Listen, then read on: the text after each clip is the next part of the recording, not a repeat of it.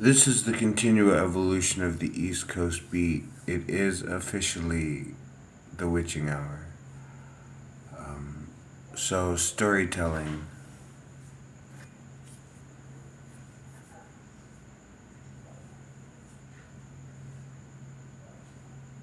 There's a mouse in the kitchen. So, storytelling. Basil and Malachi. Basil was a Confederate cook attached with the headquarters company, and Malachi was a demon who had possessed this half blind monk. But by the time that Basil had met the monk was calling himself Malachi. So it was Basil and the half blind monk Malachi.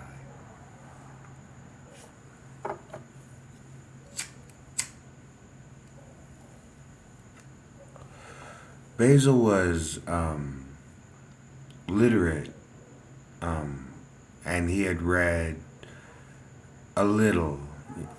He wasn't formally educated to the level of the officers that he served, but he could speak, he had thoughts. His more simple physical way of living was noted by those above him and respected in a way. He was physically tough, mentally strong. He was fierce and independent, but yet he did what he was told because he believed that the war had to be won. If there was a war to be fought, the war had to be won. And part of that belief was that he was hoping that the enemy was the enemy of man, the enemy of his family, the enemy of his neighbors, the enemy of the valley that he came from. He was hoping that if he went to war and fought the enemy, that when he came back, that it would rain so that the crops would grow, and the family would be disease free, and the pets would not be bitten by moccasins or rattlesnakes. He was hoping that if he went and fought the enemy, that he would meet the enemy. And so, in the middle of his duties as a cook, you know, the demon Malachi comes up to him and they begin to speak. And the demon Malachi, Basil, uh, plays harmonica as he boils the, you know, stew for the day or whatever rations they could find. So, but because he's literate, he can also, transcribe letters, write letters, and that's another way that he's learned certain things over the years is by reading the letters of these men who have studied these other things that before the war meant nothing to him. I mean, they politics was something that old white men did. Basil was, mixed breed, sort of like darker skin than the average white guy, darker hair, and so generations ago there was, you know, something in the blood.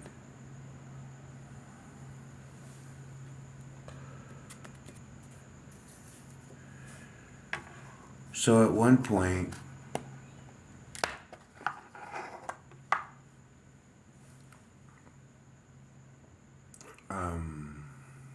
the demon takes Basil onto a trip, as they're sitting there by the fire. Basil slips into the demon's reality. And in the demon's reality, there's a war that's going on, and it's around this rusted fort, and um, they wanted to use a new Christian army, faith, and they called this place hell. And the inhabitants of hell were very powerful. So, over the thousands of years of battle, these Christian soldiers had come to um, be able to combine their strengths. And what Basil was asked to do, because he was feeding men to fight in war, was he was asked to collect the souls of the fallen soldiers and take them to this hell where they would fight an even more powerful enemy than they had ever known for the next thousands, maybe even until the end of time. War.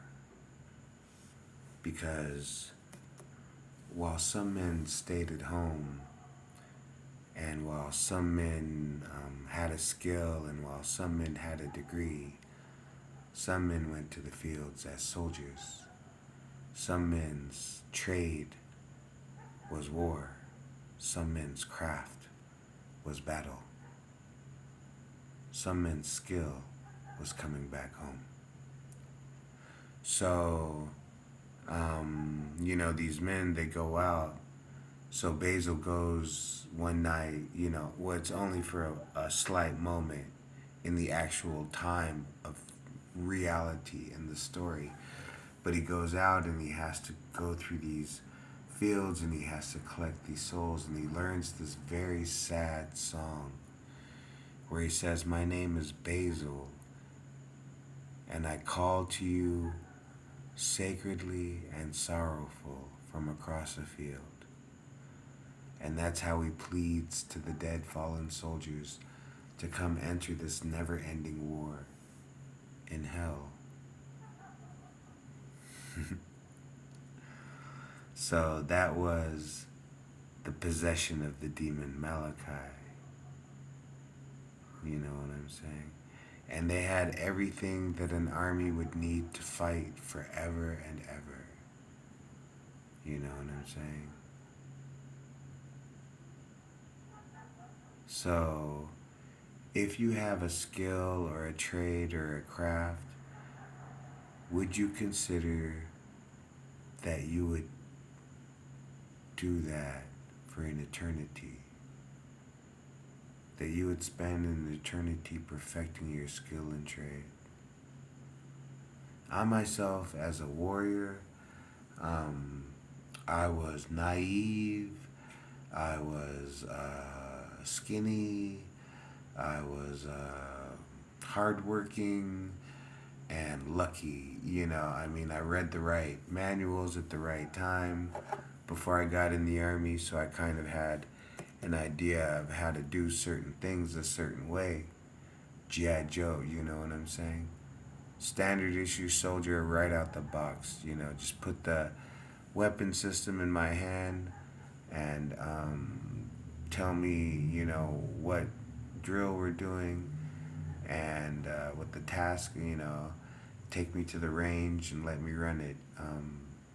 While some kids were doing this or that, I was reading old field manuals, infantry skills, MP skills, things like that, because I was always hoping that, one day I'd be able to be in the military and serve, and that my profession would be soldier.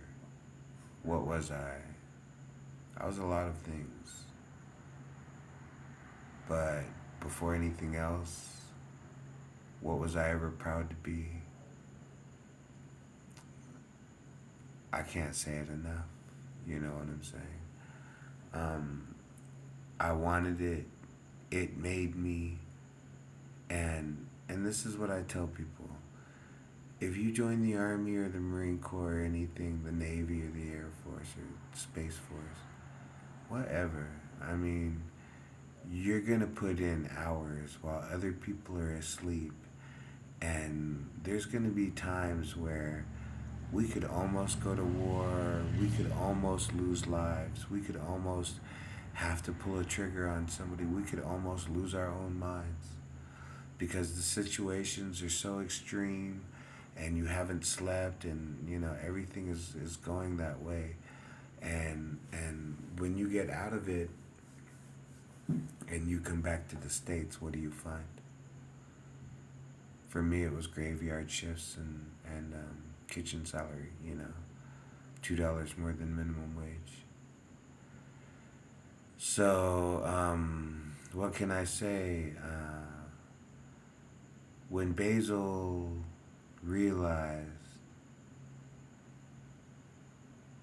when he was possessed, he realized that that could be the rest of his eternity. He would have to come to understand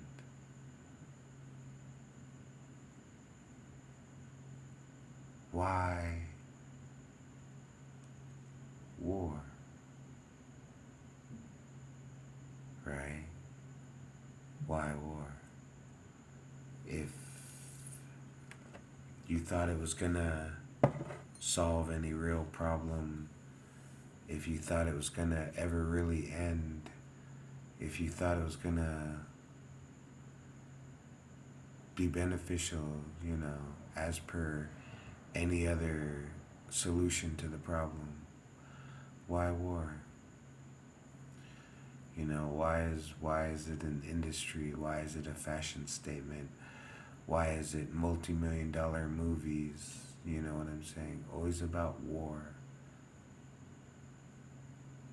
Never about baking the best bread or, finally figuring out how to flip a pancake.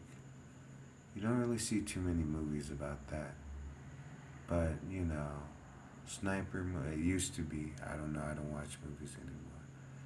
But it used to be war movies, sniper movies, Solo, Commando, da da da da da, you know, super secret CIA agent, doing narco investigations. It's always a man with a rifle and he's just got to pull the trigger, at the right time. Damn it, he did, he was like the one scene 30 minutes into the movie, he's got the bad guy in the scope, but, he can't pull the trigger. Now, but an hour later he fucking stabs him, through the neck with a machete and shit. And, hey, fucking, yeah, America's safe because this guy fucking straight up stabbed this dude with a machete through the neck. Okay. Well, I can tell you what. If you've ever really served in the military, that dude, the one that did all that shit, he's probably just fucking as happy to see you as you are him, I mean, honestly, he,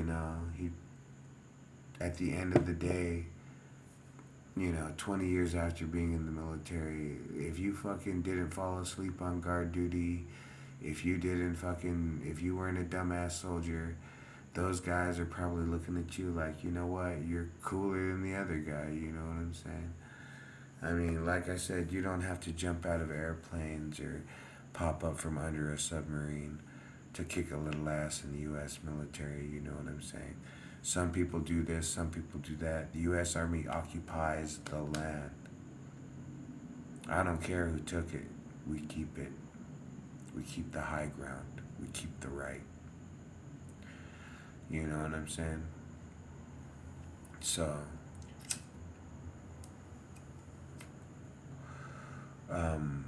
Basil was a young, influential boy who heard a calling, and that calling led him to a field. That field led him to hell.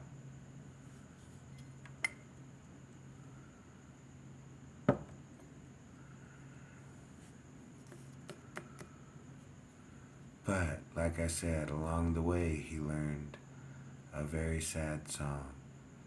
And then, after time,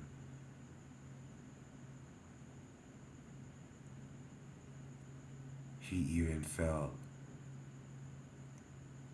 final victory, although it was fleeting and only for a moment. He knew that there was more to it than the struggle, than the everyday weight on the shoulder, weight on the back.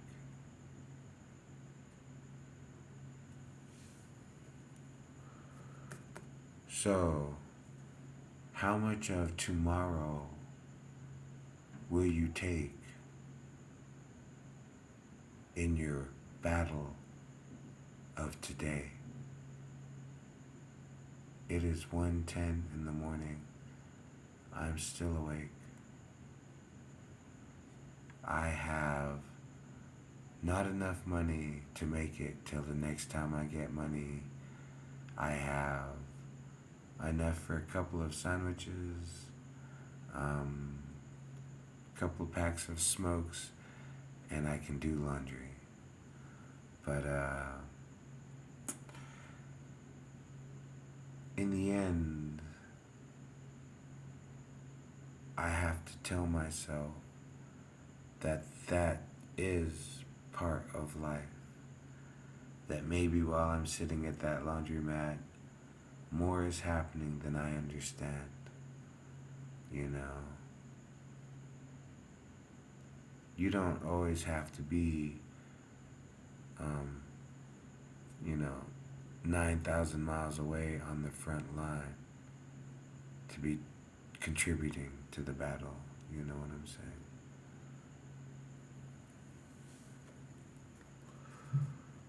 So after Basil had come to be possessed and he realized that this was what he thought his future could be, he asked himself, how much of tomorrow am I willing to take for today?